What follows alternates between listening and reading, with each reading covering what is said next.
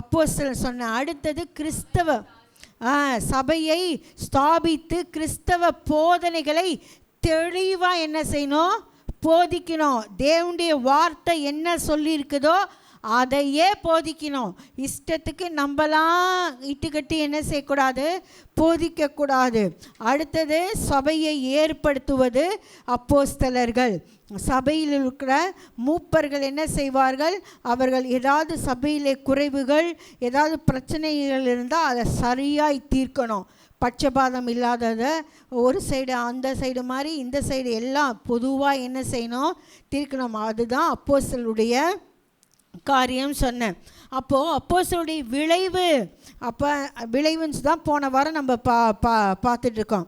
என்னென்னா அப்போஸ்தலர் உடைய காரியங்கள் தேவனிடத்திலிருந்து வார்த்தைகளை பெறுகிறவர்களாக இருக்க வேண்டும். ஆமே. அது இன்னைக்கு அப்போஸ்தலர்லாம் இனிமேல் அந்த அப்போஸ்தலருடைய இப்போ ஒரு வீடு கட்டுறோன்னா ஒரு அஸ்திபாரத்தின் மேலே மறுபடியும் அஸ்திபாரம் போட முடியுமா? போட முடியாது. ஃபினிஷ். அந்த 12 டிசைபிள்ஸோடு என்ன செஞ்சிச்சு? முடிஞ்சிருச்சு. அதாவது 11 பேர்.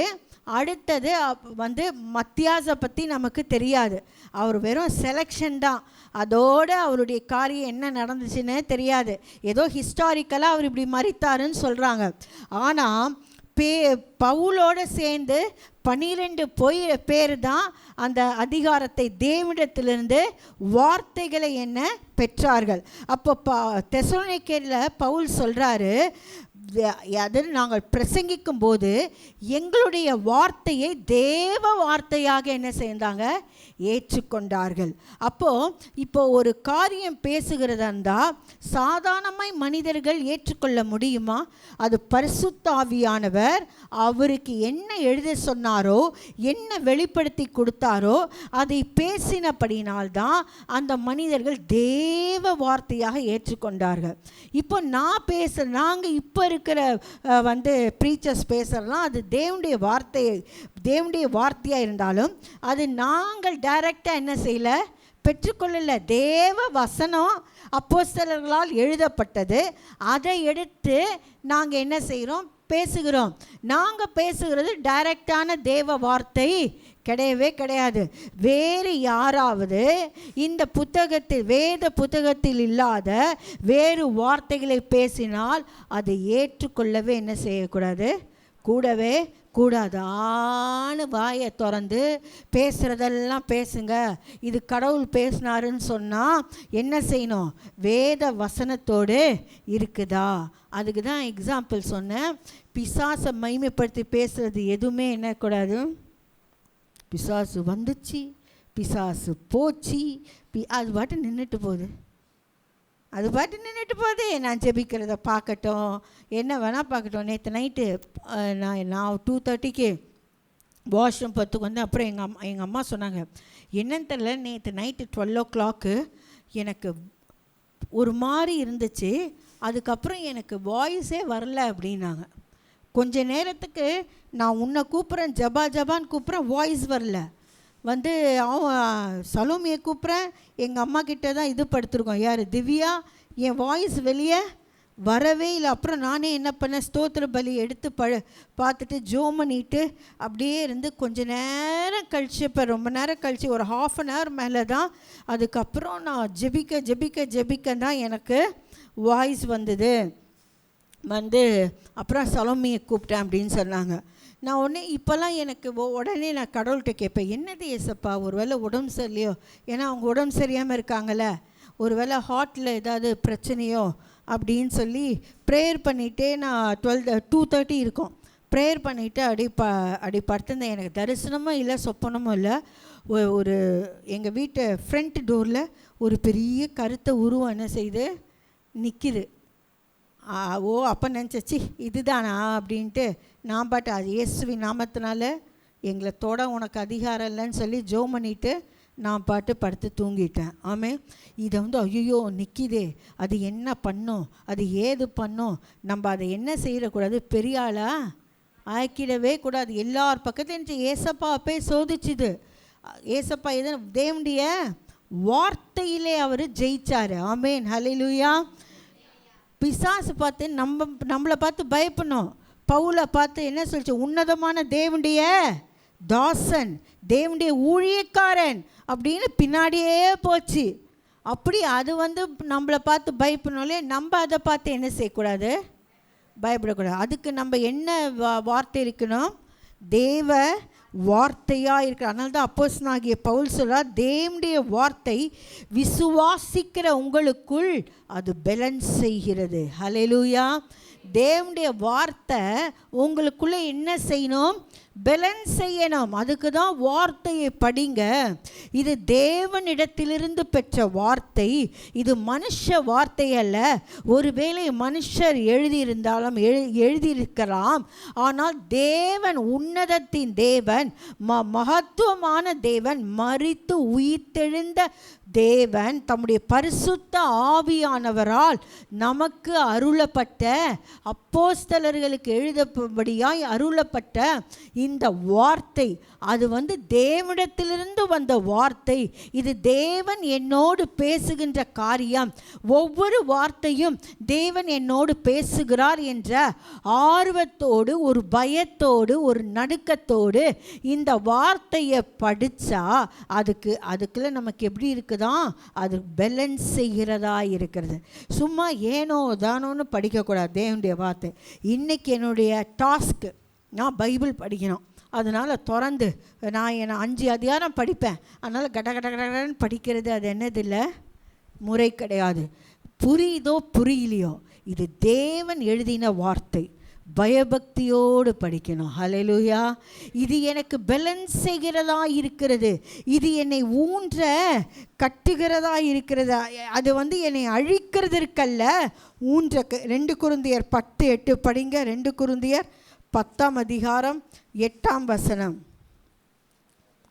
மேலும் உங்களை நிர்மூலமாக்குறதற்கல்ல, உங்களை ஊன்ற கட்டுகிறதற்கு கர்த்தர் எங்களுக்கு கொடுத்த அதிகாரத்தை குறித்து நான் சற்றே அதிகமாய் மேன்மை பாராட்டினாலும் நான் வெட்கப்படவில்லை. ஊன்ற கட்ட. ஹல்லேலூயா. தேவனுடைய வார்த்தை நம்மளுக்கு கொடுத்திருக்கிறது. அந்த போதனைகள் எல்லாம் எதற்காக? நம்மை அழிக்கிறதற்கல்ல, நம்மை நிர்மூலமாக்குறதற்கல்ல, நம்மை ஊன்ற கட்டுவதற்காக. அது தேவ பலனாய் இருக்கிறது. ஹல்லேலூயா. அப்போ வேதத்தை வாசிக்கும் போது தேவ பலன் இது. இதை நான் படிக்கும்போது எனக்குள்ளாய், என் ஆவி, ஆன்மா, சரீரத்துக்குள்ளாய் பலன் கொள்ளுகிறது. நான் ஊன்ற கட்டுவதற்காக இது எனக்கு கொடுக்கப்பட்ட வார்த்தை என்ற உணர்வோடு என்ன செய்யணும்னா படிக்க வேண்டும். நான் போன வாரமே சொன்னேன், இது அப்போஸ்தலனாகிய பவுலுடைய வார்த்தைகள். அந்த யூதர்கள்லாம் சொல்லுவாங்க, இவன் கடவுளுடைய வார்த்தை இல்லை, ஏன்னா விருத்த சேதனம் வேணான்றா, நியாயப்பிரமாணம் இதெல்லாம் வேண்டான்றா, கிருபை கிறிஸ்துவின் பிரமாணத்தையே போதிக்கிற அப்படின்னு சொல்லி ஒரு தவறான கொள்கை இருக்குது. ஆனால் பேதுரு அப்போஸ்தலனாகிய பவுல் எழுதின வார்த்தை அது ஸ்கிரிப்சர், தேவ வார்த்தை என்பதை அவர் 2 பேதுரு 3ஆம் அதிகாரம் 15-16 சொல்கிறார். என்ன சொல்கிறாருன்னு சொன்னேன். அதாவது பழைய ஏற்பாட்டு நிருபங்களை எப்படி கல்லாதவர்களும் உணர்வில்லாதவர்களும் புரட்டுகிறார்களோ, அதே போல் பவுலுடைய வார்த்தையும் என்ன செய்கிறாங்க? புரட்டுறாங்க. அப்போது என்ன புரட்டினாங்க? அந்த காலத்திலே புதிய ஏற்பாடு எழுதப்படவில்லை. அப்போ எதை புரட்டியிருப்பார்கள்? பழைய ஏற்பாட்டு பிரமாணங்கள், இவைகள் உபதேசங்கள் எல்லாவற்றையும் புரட்டுகிறது போல பவுலுடைய நிருபத்தையும் என்ன செய்கிறாங்க? கல்லாதவர்கள்லாம் புரட்டுகிறார்கள். அப்போ அது ஸ்கிரிப்சர், அது வசனம் என்பதை பேதுரு என்று என்ன செய்கிறாரு? சுட்டி காட்டுகிறார். அதே போல் நான் சொன்னேன், புதிய ஏற்பாட்டு எப்படி எழுதினாங்க? அந்த நாட்களில் நிறைய பேர் என்னங்க புக் எழுதினாங்க, அதிகாரங்கள், புக்ஸ் எழுதினாங்க. ஆனால் எல்லாம் அவர்கள் என்ன செய்யலை? தேர்ந்தெடுக்கலை. கெனான் என்ற ஒரு லாவை வைத்து எதை நாம் புதிய ஏற்பாட்டில் நாம் சேர்க்க வேண்டும் என்பதற்காக சொன்னாங்க. அதுக்கு ரெண்டே ஒரு வச்சுருந்தாங்க. ஒன்று, யார் யாரெல்லாம் கிறிஸ்துவோடு டைரக்டாக கான்டாக்ட் வச்சுருக்காங்களோ அவங்க எழுதின நிருபங்களை நாம் என்ன செய்ய வேண்டும்? புதிய ஏற்பாடாக சேர்த்து கொள்ள வேண்டும். அடுத்தது என்னதுன்னா, அந்த டைரக்ட் கான்டாக்ட் வைத்திருந்த அப்போஸ்தலர்கள் யார் யாரெல்லாம் அந்த அப்போஸ்தலரோடு யார் கான்டாக்ட் வச்சுருக்காங்களோ அவங்களுடைய புத்தகத்தை எழுத வேண்டும். பார்த்திங்கன்னா மத்தேயு யோவான்லாம் தேவனோட சீஷர்கள், அவர்களுடைய புக்ஸ் எல்லாம் எழுதுகிறாங்க. அதே பார்க்கனா மார்க்கு சீஷன் கிடையாது, இயேசுவோடு இருந்ததும் கிடையாது. ஆனால் மார்க் பேதுருவோடு கூட இருந்தார். என்ன சொல்கிறாங்கன்னா, மார்க்குனாலே பைபிள் காலேஜில் என்ன சொல்லி தருவாங்கன்னா, அது பேதுருடைய எக்ஸ்பிளனேஷன், டிஸ்கிரிப்ஷன், அதான் சொல்லுவாங்களாம். ஏன்னா பேதுரு சொன்ன இயேசு கிறிஸ்துவை பற்றி சொன்ன அந்த எல்லாமே அது கம்ப்ளீட்டாக அந்த புக்கு, ஒருவேளை அது மார்க் எழுதினதாக இருந்தாலும் அது பேதுருடைய மெட்டீரியல் சொன்னாங்களாம். அதே மாதிரி லூக்காவும் சீஷர் கிடையாது. லூக்கா எழுதினதை எப்படி எழுதினார்னா, அவர் தீர விசாரித்து, ஏன்னா அவர் கவர்னருக்கு எழுதுறாரு. கவர்னர் லூக்கா படித்தனால கவர்னர் சொல்கிறார், அது எங்கே நடந்தது, கிறிஸ்துவை பற்றி கம்ப்ளீட் டீட்டெயில்ஸ், அவருடைய சிலுவையில் அறையப்பட்டது, அவர் உயிர்த்தெழுந்தது, அவருடைய போதனைகள் எல்லாம் நீ எனக்கு கரெக்டாக கவர்னருக்கு, அதனால தான் தியோபிலுவேன்னு சொல்லி என்னது ஆரம்பிக்கும், கவர்னருக்கு எழுதுகிறாரு. அப்போது அவர் நிறைய இதை பேதுருக்கிட்டையும் கூட அப்போஸ்தல, அதாவது டிசைப்புளாக இராத பவுல்கிட்டையும் அவர் எடுத்துக்கிட்டாராம். ஏன்னா பவுல் யாரினால் தெரிந்து கொள்ளப்பட்டவர்? இயேசு கிறிஸ்துவரால். எப்படி பேதுருவையும் யோவானையும் தெரிந்து கொண்டாரோ அதே போல பவுலையும் தேவன் தெரிந்து கொண்டார் என்பதற்காக அது லூக்காவுடைய புத்தகம் அந்த 2 பேருடைய கலெக்ஷனால் வந்ததுன்னு சொல்லி நாம் பார்க்குறோம். இப்போ பார்த்திங்கன்னா பவுல் நிறைய பேருக்கு இன்னும் டிசைப்பிள்ஸே தெரியாது. தெரியுமா தெரியாதா? 12 சீஷர்கள் பேர் கேட்டால் கரெக்டாக சொல்வீங்களா? ஒரு சிலருக்கு கண்டிப்பாக தெரியாதுன்னு எனக்கு தெரியும். ஒருத்தர் ஒரு சர்ச்சில் போய் ஒருத்தரை கேட்டாராம், அப்போது டிசைபிள்ஸ் பேர் சொல்லுன்னு. மத்தேயு, மார்க்கு, யோவான், 1 யோவான் 2 யோவான் சொன்னாங்களாம். 1 யோவான் 2 யோவான் சொன்னாங்களாம். அவ்வளோ அழகாக டிசைபிள்ஸுடைய பேர் எப்படி இருக்குது கிறிஸ்தவ இதில் இருக்குது. இதெல்லாம் தெரிஞ்சுக்குங்க. நாளைக்கு நம்மளை விட நமக்கு எதிரில் ஆர்கியூ பண்ணுற வரவன் பைபிளை ஃபஸ்ட்டு பேஜ்லேருந்து கடைசி பேஜ் வரைக்கும் தரோவாக இருக்கானா இல்லையா? அதனால் நமக்கு தெரியாட்டி நம்மளை என்ன செஞ்சுருவாங்க? அசிங்கப்படுத்திடுவாங்க. அதனால் நல்லா படிச்சுக்குங்க. கலாத்தியர் 1:1 அப்போஸ்தலனாகிய பவுல் சொல்கிறாரு, நான் நிச்சயமாக அப்போஸ்தலனாக என்னை ஏற்படுத்தினவர் இயேசு தான். அதை எப்படி நிரூபிக்கிறார் அல்ல?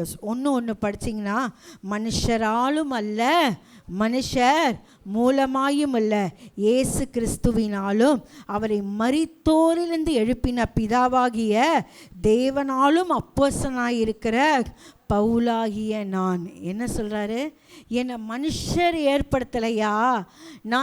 நான் எழுதியிருக்கிற உபதேசத்தை கேளுங்கள். குறைவற்ற வசனம், தெளிவுள்ள வசனம், பசும் பொன்னிலும் மகா உண்மையான ஒரு பொன்னான வசனம், தேனிலும் உள்ள வசனம். அது நானாக எழுதவில்லை. ஏன் நீங்கள் என்னை நம்ப மாட்டீங்க? நான் மனுஷர் அல்ல. என்னை பேதுரு அப்போஸ்தலனாக ஏற்படுத்தலை, யாக்கோபு அப்போஸ்தலனாக ஏற்படுத்தலை, அவருடைய சீஷர்கள் என்னை அப்போஸ்தலனாக ஏற்படுத்தலை. மனுஷர் மூலமாக நான் வரலங்க, இயேசு கிறிஸ்துவினாலும் அவரை மரித்தோர்ந்து எழுப்பின பிதாவாகிய தேவன் என்னை டைரக்டாக என்ன செஞ்சார்? அப்போஸ்தலனாக அழைத்தார். ஹல்லேலூயா, ஹல்லேலூயா, ஹல்லேலூயா. இங்கே எல்லாம் சொல்கிறாங்க, அப்போஸ்தலனாகிய பவுலை அப்போஸ்தலராக ஏற்படுத்தினது க்ரௌனிங் ஆக்ட் ஆஃப் ஹிஸ்ட்ரின்னு சொல்கிறாங்களாம்.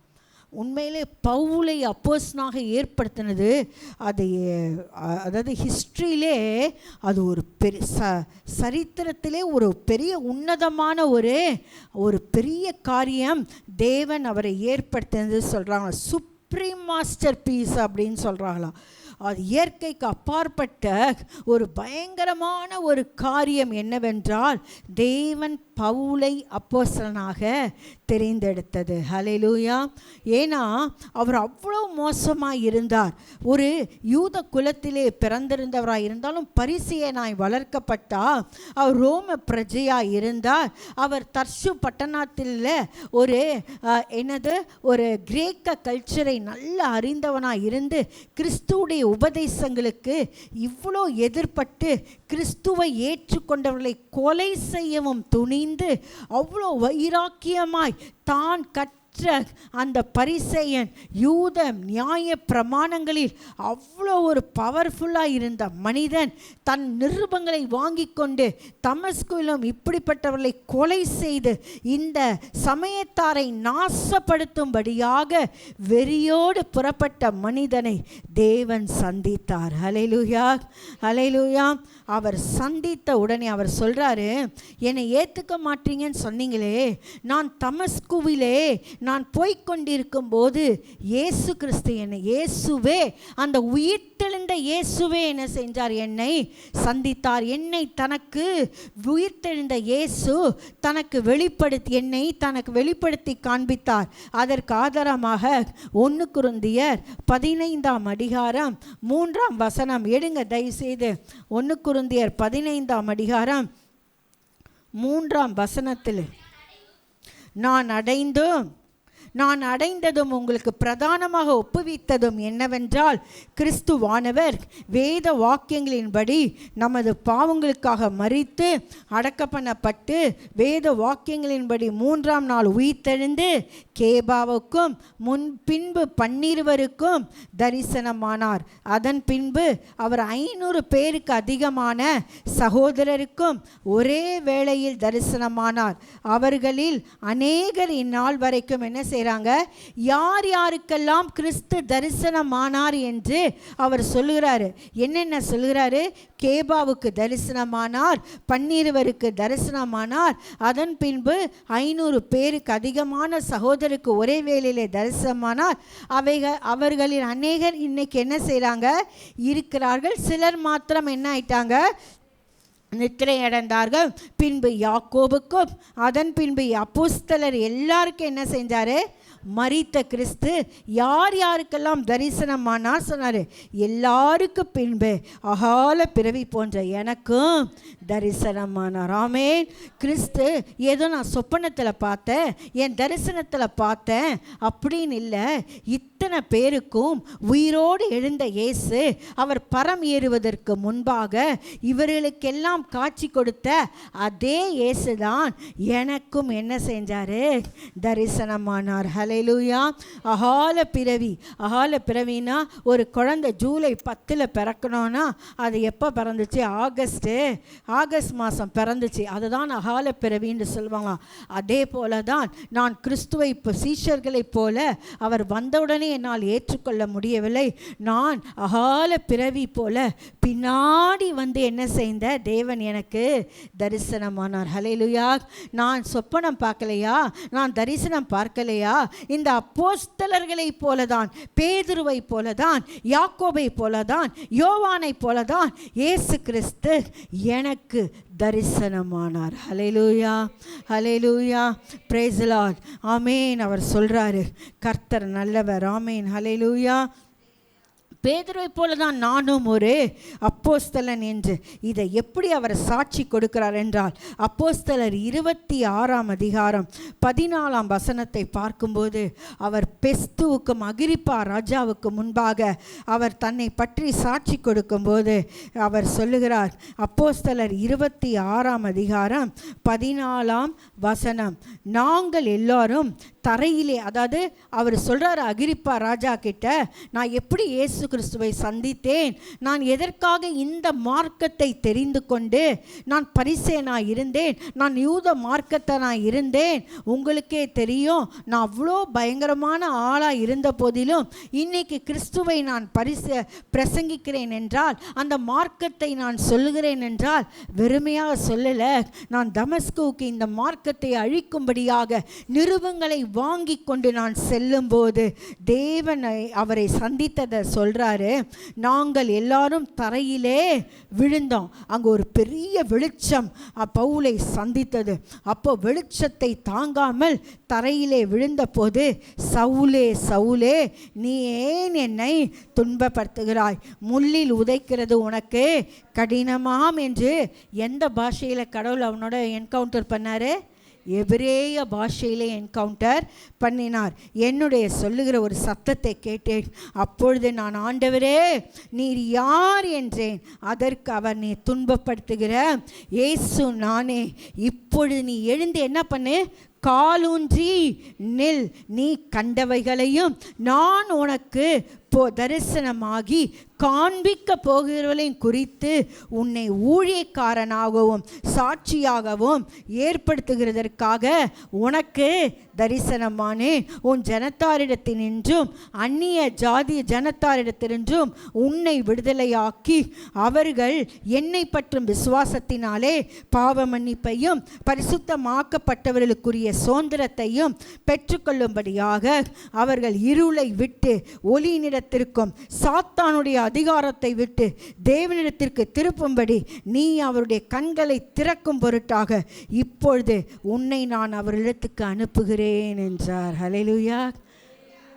அப்போஸ்தலனாகிய பவுலை அழைத்தது யாரு? இயேசு கிறிஸ்துவை அழைத்தார். ஆமென். ஹல்லேலூயா. பேதுரு அழைக்கலைங்க. காஸ்பல் சொல்லி பேதுரு அழைக்கலை, யாக்கோபு அழைக்கலை. பெரிய பிரதான அப்போஸ்தலர் பேதுரு தான். டாப் மோஸ்ட் அப்பாஸ்டல் பேதுரு தான். அவரெல்லாம் அழைக்கலை. ஆனால் அவர் யாரோ ஒருத்தர், பரிசேய பரிசேயர்னா எப்படி தெரியுமா? நம்ம இங்கே நடந்தோன்னா அவங்க நம்ம ரூட்டில் நடக்க மாட்டாங்க, நமக்கு ஆப்போசிட் ரூட்டில் தான் நடப்பாங்க. நம்மலாம் அவங்களுக்கு எப்படி அருவருப்பான அவங்க, ஏன்னா அவங்க தான் தேவனுடைய பிரமாணங்களை அப்படியே கை கொள்ளுகிறவர்கள். அப்படிப்பட்ட ஒரு பெருமைக்காரர்கள். அப்படிப்பட்ட ஒரு நிலையில் இருந்த அந்த பரிசேயர் கூட்டம். அதுவும் இவர் எப்படிப்பட்ட பரிசேயன்னு, சாதாரண அப்படியே வம்சவல்ல, கமாலியின் பாதத்தில் படித்த பரிசேயன், பெரிய ஸ்காலர் கிட்ட படித்த ஒரு பரிசேயன். அந்த பரிசேயன், அப்படிப்பட்ட ஒரு பரிசேயன் கடவுளுக்கு விரோதமாக நியாயப்பிரமாணத்தில் அவ்வளோ மாதிரி யாரும் பக்தி வைராக்கியமாக இருக்கவே முடியாது. அப்படிப்பட்ட பரிசேயனை தேவனியா தப்புன்னு எங்கே சந்திக்கிறாரு? கரெக்டாக சந்திக்கிறார். ஹல்லேலூயா. தமஸ்கு இடத்துல சந்திக்கிறார். சந்தித்து அதான் அவர் சொல்கிறாரு, அகிரிப்பா ராஜா, பெஸ்து, நான் இந்த காரியங்களை நான் சுயமாய் செய்யவில்லை. இருளிலிருந்து, மரண இருளிலிருந்து, அந்தகாரத்தினின்று ஆச்சரியமான ஒளியினிடத்திற்கு தேவ ஜனங்களை புறஜாதிகளையும் யூத மார்க்கத்தாராயும் அவருடைய ஒளியினிடத்திற்கு வரவழைக்கும்படியாய் என்னை இயேசுவே ஏற்படுத்தினார். நான் உன்னை அனுப்புகிறேன் என்று சொல்லி என்னை அவரே அனுப்பினார். ஹல்லேலூயா. அதனால தான் அப்போஸ்தலனாகிய பவுல் சொல்கிறாரு, அப்போஸ்தலன் என்னை நம்புங்கடா, என்னை மனுஷனால் அல்லடா, நான் மனுஷன் மூலமாயும் அல்ல, இந்த வேத வசனங்களை தேவன் எனக்கு ஏற்படுத்தி கொடுத்திருக்கிறார். நீங்கள் வாழும்படியாய், நீங்கள் நித்திய ஜீவனை அடையும்படியாய், வாழ்வதற்கான சகல காரியங்களை தேவன் உங்களிடத்தில் தெரிவிக்கும்படியாய், உங்களை அந்தகாரத்தில் இருந்து பிசாசின் அடிமைத்தனத்திற்குள்ளாய் இருக்கிறீர்களே, உங்களை அவருடைய வெளிச்சனிடத்திற்கு கொண்டு வரும்படியாய் இயேசுவே என்னை அனுப்பினார் என்று அவர் அகிரிப்பா முன்னாக சாட்சி சொல்லுகிறார். ஆமேன். ஹல்லேலூயா. எத்தனை உன்னதமான அழைப்பு. ஆமேன். Praise the lord. ஹல்லேலூயா. இதே கலாத்தியர் 1:11-12 இன்னும் அதிகமாக அதை அவர் தன்னை சொல்கிறார். கலாத்தியர் 1:12 என்ன சொல்கிறார்னா, நான் அதை ஒரு மனுஷனால் பெற்றதும் இல்லை, மனுஷனால் கற்றதும் இல்லை. ஃபஸ்ட்லேருந்து 11 மேலும் சகோதரரே, என்னால் பிரசங்கிக்கப்பட்ட சுவிசேஷம் மனுஷருடைய யோசனையின்படியானதல்லவென்று உங்களுக்கு தெரிவிக்கிறேன். நான் அதை ஒரு மனுஷனால் பெற்றதும் அல்ல, மனுஷரால் கற்றதும் இல்லை. இயேசு கிறிஸ்துவே அதை எனக்கு வெளிப்படுத்தினார். தேவன் அவரை சந்தித்த உடனே கிறிஸ்துவின் உபதேசங்கள் எல்லாம் எப்படிங்க, அவர் சீஷரே இல்லைங்க, சீஷர்கள் அவரோடு கூட என்ன செஞ்சாங்க, இருந்தாங்க, நடந்தாங்க, கற்றுக் கொடுத்தாங்க, மலை பிரசங்கம் கற்றுக் கொடுத்தாரு. நிறைய போதனைகளை கண்டிப்பாக கிறிஸ்து என்ன கற்றுக் கொடுத்துருப்பார். ஆனால் பவுல் கிறிஸ்துவோடு கூட இருந்ததே இல்லை. அதான் கலாத்தியரில், ஏன்னா இவர் ஏற்கனவே சொல்லியிருக்க, ஃபஸ்ட்டு மிஷன் ட்ரிப்பில் சபையை ஸ்தாபிச்சுட்டு போய் செகண்ட் ட்ரிப்பில் வரத்துக்குள்ளே சபையிலே குழப்பங்களும் கேயாஸ், பயங்கர குழப்பம். அந்த யூதர்கள் பெரிய குழப்பம் பண்ணிட்டாங்க. அதுக்காக தான் பவுல் சொல்கிறார், ஐயோ நான் பெற்ற சுவிசேஷம், பிரசங்கிக்கிற சுவிசேஷம் அது மனுஷனால் பெற்றதே கிடையாதுங்க, மனுஷனால் நான் கற்றதும் இல்லை, இயேசு கிறிஸ்துவே அதை எனக்கு வெளிப்படுத்தினார். ஹல்லேலூயா. அதிலே 14ஆம் வசனத்தில் பாருங்கள், என் ஜனத்தாரில் என் வயதுள்ள அநேகரை பார்க்கிலும் யூத மார்க்கத்திலே தேறினவனாய் என் பிதாக்களுடைய பாரம்பரிய நியாயங்களுக்காக மிகவும் பக்தி உள்ளவனாய் இருந்தேன். அப்படி இருந்தும் நான் என் தாயின் வயிற்றில் இருந்த முதல் என்னை பிரித்தெடுத்து தம்முடைய கிருபையினால் அழைத்த தேவன் தம்முடைய குமாரனை நான் புறஜாதிகளிடத்தில் சுவிசேஷமாய் அறிவிக்கும் பொருட்டாக அவரை எனக்கு வெளிப்படுத்த பிரியமாய் இருந்தபோது உடனே நான் மாம்சத்தோடும் இரத்தத்தோடும் யோசனை பண்ணாமலும் எனக்கு முன்னே அப்போஸ்தலனானவிடத்திலே எருசலேமுக்கு போகாமலும் அரபி தேசத்துக்கு புறப்பட்டு போய் மறுபடியும் தமஸ்குவுக்கு வந்தேன். நான் மனுஷனால் பெற்றில்லைங்க. என்னை தேவன் சந்தித்த போது நான் போய் அப்போஸ்தலர்கிட்ட கேட்கல. நான் மாம்சத்தோடு என்னை கடவுள் நீ போ நான் உன்னை அனுப்புகிறேன்னு சொன்ன உடனே நான் போய் ஊழியத்துக்கு போகலாமா வரலாமா, எனக்கு முன்னாடி இருக்கிற போதகர்களையோ நான் யாரையும் கேட்கல. நான் எங்கே போனேன், நேராக அரபி தேசத்திற்கு எங்கே நியாயப்பிரமாணம் கொடுக்கப்பட்டதோ அங்கே போய் ஃபஸ்ட்டு 3 இயர்ஸ் இருந்தாராம். 3 இயர்ஸ் என்ன பண்ணியிருப்பார், ஓல்ட் டெஸ்டமெண்ட்டை படிச்சிருப்பார். அவர் முந்தியந்தான் படிச்சிருக்காரு. அவர் சொல்கிறாரு, நான் வைராக்கியமாக இருந்தது எல்லாருக்கும் தெரியும், ஏன்னா அவர் பெரிய ஆள் தெரியும்.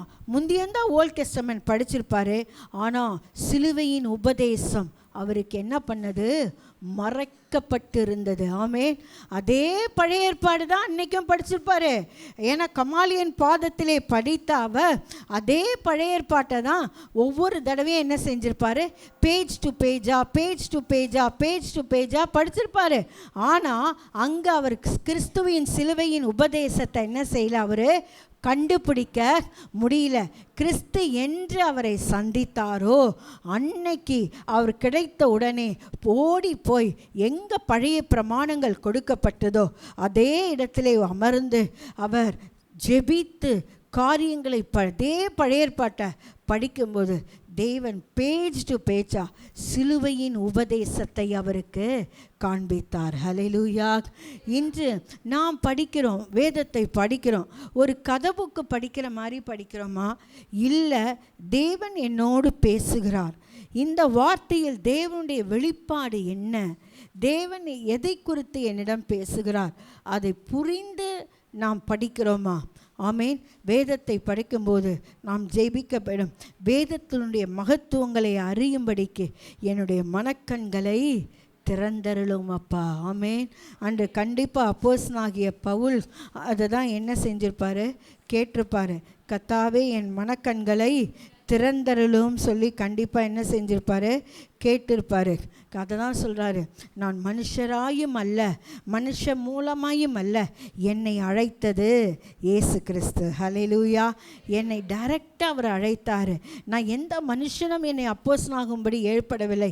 எந்த மனுஷனிடம் கேட்டு நான் இதை இயேசு கிறிஸ்துவை பற்றி நான் என்னுடைய புத்தகத்தில் நான் எழுதவில்லை. அது எல்லாம் அவர் எனக்கு கொடுத்தது என்று சொல்லி அவர் என்ன செஞ்சார், அவர் சொன்னார். ஹல்லேலூயா, ஹல்லேலூயா. அதை தான் சொன்னார். அது கற்றப்பர் தான். கலாத்தியர் 1:19 நான் இப்போ தான் பார்த்தோம். 1 கொரிந்தியர் 11:23 நாம் ஒவ்வொரு தடவை கம்யூனியன் எடுக்கும்போது அவருடைய வசனத்தை நினைவு கூர்ந்து தான் நம்ம என்ன செய்கிறோம், எடுக்கிறோம். என்னிடத்தில் ஒப்புவிக்கப்பட்டதை நான் கர்த்தரிடத்திலிருந்து பெற்றுக்கொண்டேன். யார்கிட்டருந்து பெற்றுக்கொண்டாருங்க? அன்னைக்கு அவர் பவுல், அப்போஸ்தலனாகிய பவுல் இயேசு கிறிஸ்து சிலுவையில் அறையப்படும் போது அவர் அங்கே கிடையாது. அவர் சீனுக்கே வரலை. ஆனால் அது டைரக்டாக பார்த்த மாதிரி அவர் என்ன செய்கிறாரு, அவ்வளவு அழகாக 1 கொரிந்தியர் 11:23 அவர் எழுதுகிற, நான் உங்களுக்கு ஒப்புவித்ததை கர்த்தரிடத்தில், யாரிடத்திலிருந்து பெற்றுக்கொண்ட? கர்த்தரிடத்திலிருந்து பெற்றுக்கொண்ட. என்னவெனில், கர்த்தராகி இயேசு தாம் காட்டி கொடுக்கப்பட்ட அன்று ராத்திரியிலே அப்பத்தை எடுத்து ஸ்தோத்திரம் பண்ணி அதை பிட்டு, நீங்கள் வாங்கி புசியுங்கள், இது உங்களுக்காக பிற்கப்படுகிற என்னுடைய சரீரமாயிருக்கிறது, என்னை நினைவு கூறும்படி இதை செய்யுங்கள். போஜனம் பண்ணின பின்பு அவர் அந்தபடியே பாத்திரத்தையும் எடுத்து, இந்த பாத்திரம் என் இரத்தத்தினால் ஆகிய புதிய உடன்படிக்கையாயிருக்கு, நீங்கள் இதை பானம் பண்ணும் போதெல்லாம் என்னை நினைவு கூறும்படி இதை செய்யுங்கள் சொல்றாரு. அன்னைக்கு இருந்தாராங்க, லாஸ்ட் சப்பரில் இருந்தாரா? கடவுளுடைய கடைசி அந்த இரவில் இருந்தாரா? அப்போஸ்தலனாகிய பவுல் இருந்தாரா? இதை பற்றி பேதுரு எழுதியிருக்கிறாரா?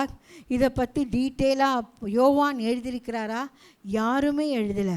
ஆனால் அகால பிறவி போன்ற பின் வந்து கிறிஸ்துவை அறிந்த அப்போஸ்தலனாகிய பவுல் தான் என்ன செஞ்சிருக்காரு, அவ்வளோ அழகாக நமக்கு எழுதியிருக்கிறாரு. அதனுடைய மேன்மையை எழுதியிருக்கிறார். அந்த கம்யூனியன் எடுக்கிற ஆசீர்வாதத்தை அவர் எழுதியிருக்கிறார். ஏன்னா இயேசு கிறிஸ்து என்ன சொன்னார், இதை நீங்கள் செய்யாவிட்டால் என்னிடத்தில் உங்களுக்கு பங்கில்லை. அப்போ இது எவ்வளோ ஒரு இம்பார்ட்டன்றதை இந்த ஜனங்கள் தெரிந்து, ஏன்னா அவருடைய சீஷர்கள் அதை பற்றி என்ன செய்யலை, எழுதலை. அப்போ எழுதாட்டி எப்படி ஜனங்களுக்கு தெரியும்? கம்யூனியன் ஒன்று இருந்தது, அது அவருடைய சரீரம் பிற்கப்பட்டதுக்கு அடையாளமாக, அவருடைய இரத்தம் சிந்தப்பட்டதுக்கு அடையாளமாக இது காண்பிக்கிறதுன்னு எப்படி அறிஞ்சிக்க முடியும்? அதனால்தான் கர்த்தர் அவருக்கு வெளிப்படுத்தி காண்பித்தார். ஹல்லேலூயா, ஆமென். ரோமர் 11:13 எடுத்து வாசிங்கள். ரோமர் 11:13. புறஜாதியாராகிய உங்களுடன் பேசுகிறேன், புறஜாதிகளுக்கு நான் அப்போஸ்தலனாகி இருக்கிறதுனாலே என் இனத்தாருக்குள்ளே நான் வைராக்கியத்தை ஏற்படுத்தி. இவர் என்ன சொல்கிறாருன்னா, நான் புறஜாதி, நீங்கள் என்னை ஏற்றுக்கொள்ள மாட்டீங்க, நான் சொல்கிற வசனங்களை நீங்கள் ஏற்றுக்கொள்ளவே மாட்டீங்க, அதனால் நான் புறஜாதிகிட்ட கர்த்தர் என்னை அனுப்புகிறார். நான் புறஜாதிகிட்ட கிறிஸ்துவை பற்றி சொல்லும்போது அவங்களுக்கு என்ன வரும்? பொறாமை வரும். என்ன பொறாமை? ஐயோ, அந்த கிறிஸ்துவை அப்போஸ்தலனாகிய பவுல் புறஜாதிகளுக்கும் என்ன சொல்லி கொடுக்குறாரு. ஏன்னா அவர்கள் யூத மார்க்கத்தார் புறஜாதிகளை ரொம்ப கேவலமாக என்ன செய்வாங்க, நினைப்பார்கள், அவர்களை தொடமாட்டார்கள், அருவருப்பார்கள், அவருடைய கருத்துக்களை ஏற்றுக்கொள்ள மாட்டார்கள். அப்படிப்பட்ட நிலையில் இருக்கிற யூத மார்க்கர் மத்தியிலே இயேசுவானவர் புறஜாதிகளுக்கு எவ்வளோ ஒரு ஸ்பெஷல் அட்டென்ஷன் கொடுக்காரு. நான் இந்த உலகத்தில் மரித்தது யூத மார்க்கத்துக்கு மாத்திரமல்ல, இந்த என்டையர் வேர்ல்டு யூனிவர்ஸும் என்னை அறிந்து கொள்ள வேண்டும், என்னுடைய பிள்ளைகளாய் மாற வேண்டும். எதற்காக? நித்தியத்தை என்னோடு கூட கழிக்க வேண்டும். எந்த சூழ்நிலையிலும் மனுஷன் உலகம் முழுவதையும் ஆதாயப்படுத்தி கொண்டாலும் தன் ஜீவனை நஷ்டப்படுத்தினால் அவனுக்கு எந்த ஒரு லாபமும் கிடையாது. ஆத்துமா அதாங்க மிக முக்கியம்.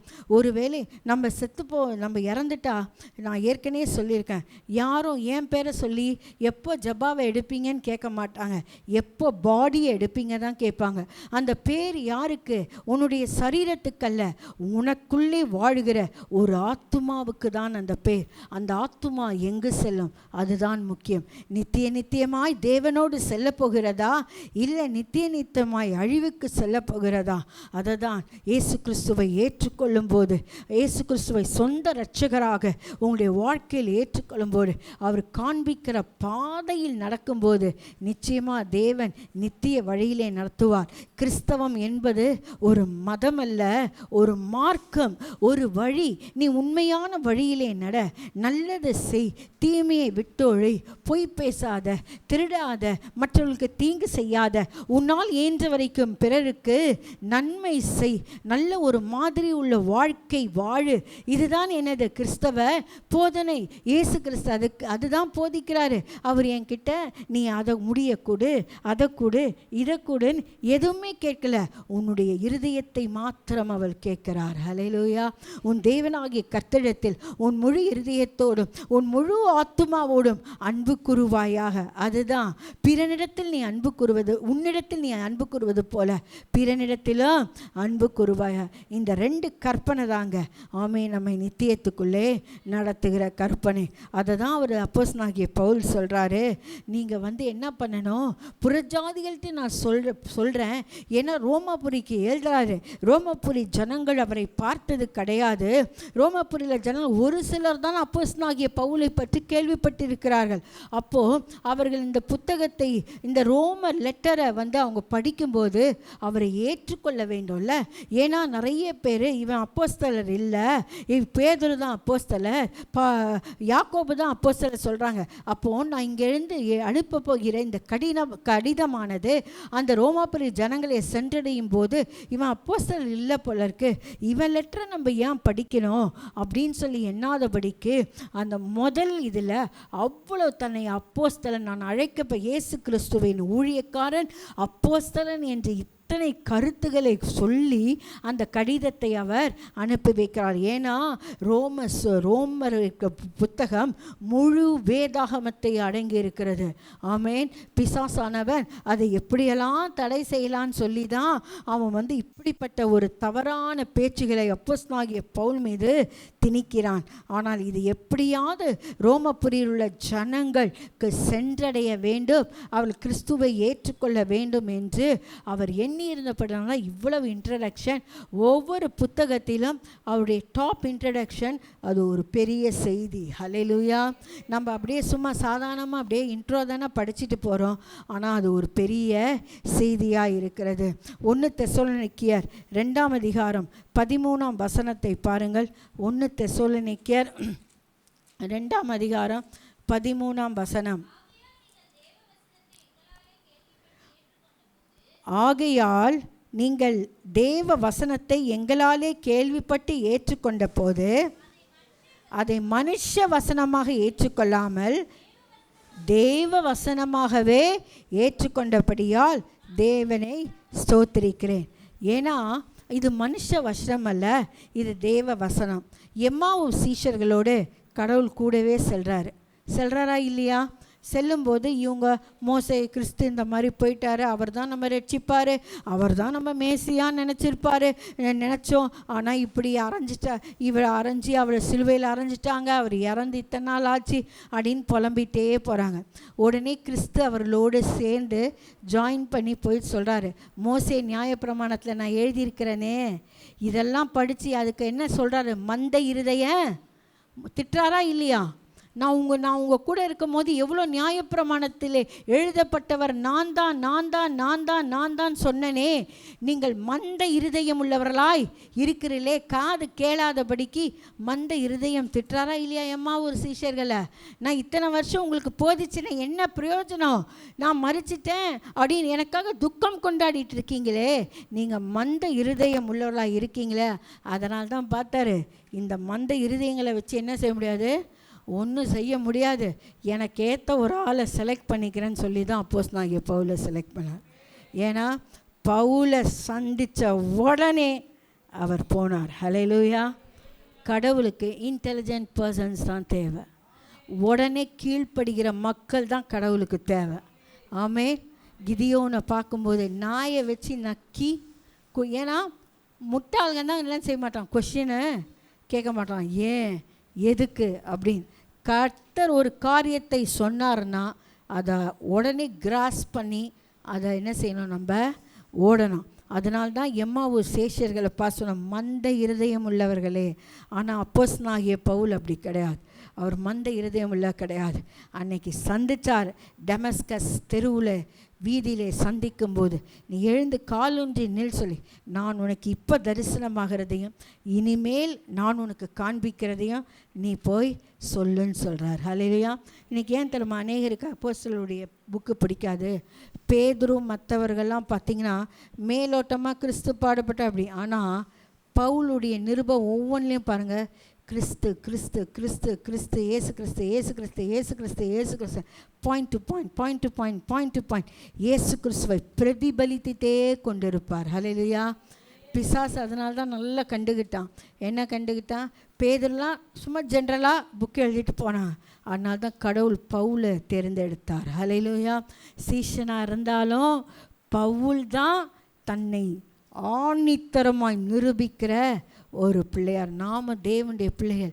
நம்ம அழைத்தது ஏதோ நாம் சொஃபாஸ்டிகேட்டடாக வாழணும், ஏதோ வந்தோம், ஞாயிற்றுக்கிழமை காலையில் ஆராதனைக்கு வந்தோம்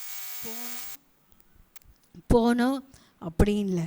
கிறிஸ்துவை பிரதிபலிக்கிறவளாய் நம்முடைய வாழ்க்கையின் ஒவ்வொரு இடங்களிலும், ஈவன் நம்முடைய பேச்சு, நம்முடைய நடக்கை, நம்முடைய கிரியைகள், மெய்யாகவே இவன் கிறிஸ்தவன். ஹல்லேலூயா. கிறிஸ்து இவனுக்குள் வாழ்கிறார் அப்படின்னு சொல்லணும். ஆமென்.